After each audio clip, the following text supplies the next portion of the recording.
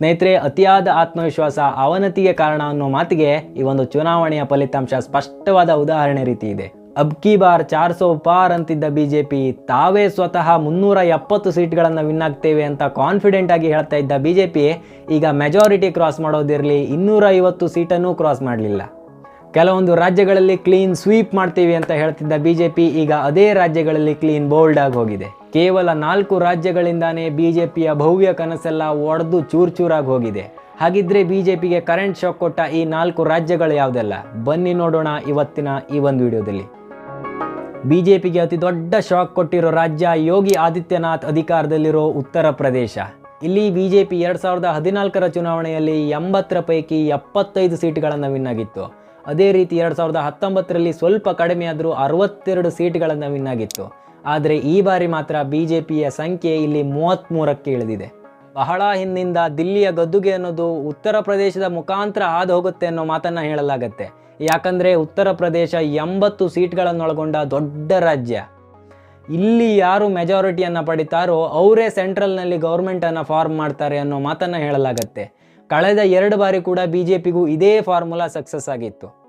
ಆದರೆ ಈ ಬಾರಿ ಮಾತ್ರ ಕಾಂಗ್ರೆಸ್ ಉತ್ತರ ಪ್ರದೇಶದ ಸಮಾಜವಾದಿ ಪಾರ್ಟಿ ಜೊತೆ ಸೇರಿ 43 ಸೀಟ್ಗಳನ್ನು ವಿನ್ ಆಗೋ ಮೂಲಕ ಬಿಜೆಪಿಗೆ ದೊಡ್ಡ ಬರೆಯನ್ನು ಹಾಕಿದೆ. ಬಿಜೆಪಿಗೆ 272 ಸೀಟ್ಗಳ ಮೆಜಾರಿಟಿಯನ್ನು ಕ್ರಾಸ್ ಮಾಡೋಕ್ಕಾಗದೇ ಇರೋಕ್ಕೂ ಮುಖ್ಯ ಕಾರಣ ಇಲ್ಲಿ ಉಂಟಾಗಿರೋ ಹಿನ್ನಡೆ. ಬಿಜೆಪಿ ಯುಪಿಯಲ್ಲಿ ಸೀಟ್ ಹಂಚಿಕೆಯಲ್ಲಿ ಮಾಡ್ಕೊಂಡಿರೋ ಎಡವಟ್ಟು, ಹಾಗೆ ಯುಪಿಯ ಜನ ನಮ್ಗೆ ಹೇಗೂ ವೋಟ್ ಹಾಕ್ತಾರೆ, ಜಾಸ್ತಿ ಕ್ಯಾಂಪೇನ್ ಮಾಡಬೇಕಾಗಿರೋ ಅಗತ್ಯನೇ ಇಲ್ಲ ಅಂದ್ಕೊಂಡಿರೋ ಓವರ್ ಕಾನ್ಫಿಡೆನ್ಸೇ ಇದಕ್ಕೆ ಕಾರಣ ಅಂತ ಹೇಳಲಾಗ್ತಾ ಇದೆ.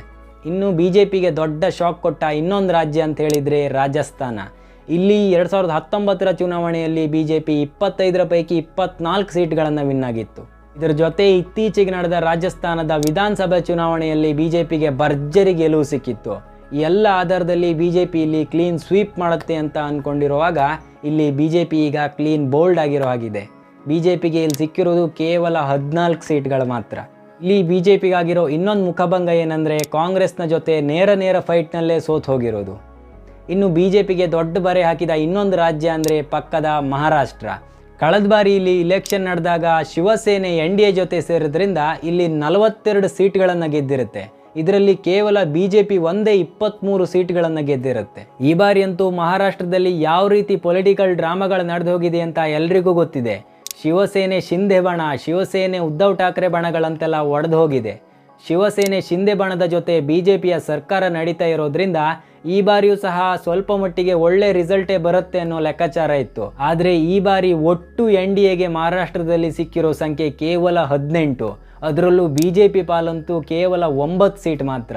ಇದು ಬಿಜೆಪಿಯ ಸೀಟ್ ಕೌಂಟ್ಗೆ ಇನ್ನಷ್ಟು ಹೊಡೆತ ಕೊಟ್ಟಿದೆ.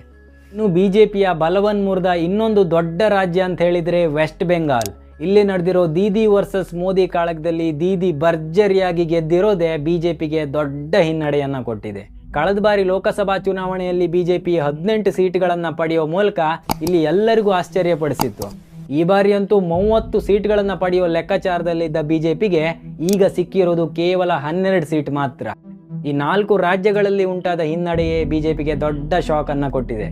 ಒಡಿಶಾದಲ್ಲೇನಾದರೂ 21 ಪೈಕಿ 20 ಸೀಟ್ ವಿನ್ ಆಗದೆ ಹೋಗಿದ್ರೆ ಬಿಜೆಪಿ NDA ಸರ್ಕಾರ ಕೂಡ ಮಾಡೋಕ್ಕಾಗ್ತಾ ಇರಲಿಲ್ಲ. ಇದಲ್ಲದೆ ನಮ್ಮ ಕರ್ನಾಟಕದಲ್ಲಿ ಕಳೆದ ಬಾರಿಗಿಂತ 9 ಸೀಟ್ ಕಡಿಮೆ ಸಿಕ್ಕಿದೆ. ಕ್ಲೀನ್ ಸ್ವೀಪ್ ಅಂತಿದ್ದ ಹರಿಯಾಣದಲ್ಲಿ ಸಿಕ್ಕಿದ್ದು ಕೇವಲ 5 ಸೀಟ್ ಮಾತ್ರ.